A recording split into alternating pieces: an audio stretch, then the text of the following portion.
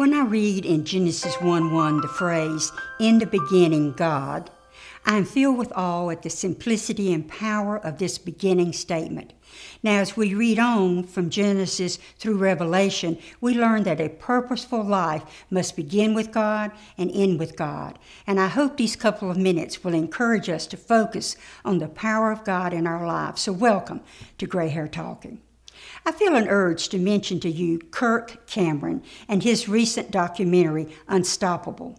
This movie is a powerful look at how we can trust that God is always with us, even and especially when bad things happen to good people.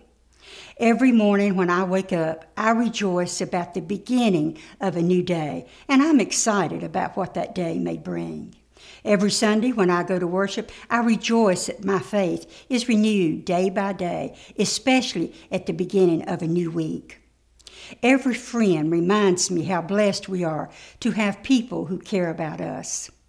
Behind the camera while we're doing this video is my good friend Charles Hessman.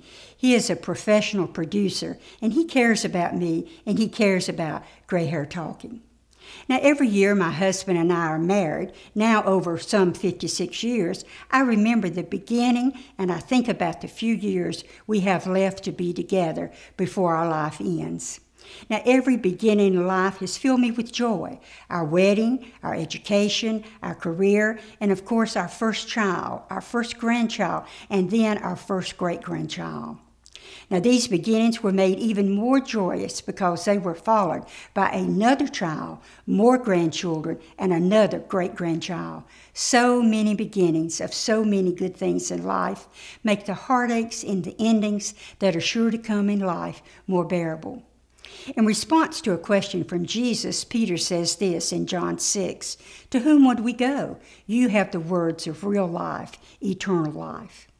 Now, if you feel bogged down in life, where your purpose is just putting one foot in front of the other, day after day, let me encourage you to embrace a new beginning with God as the focus in your heart, your mind, and your soul.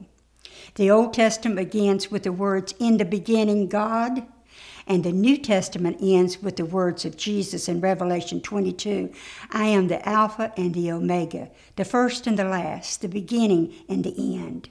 If your life's journey did not begin with Jesus, it's not too late for a new beginning. I encourage you to run to Jesus, to walk in faith, and to live to the end of your life with Jesus Christ.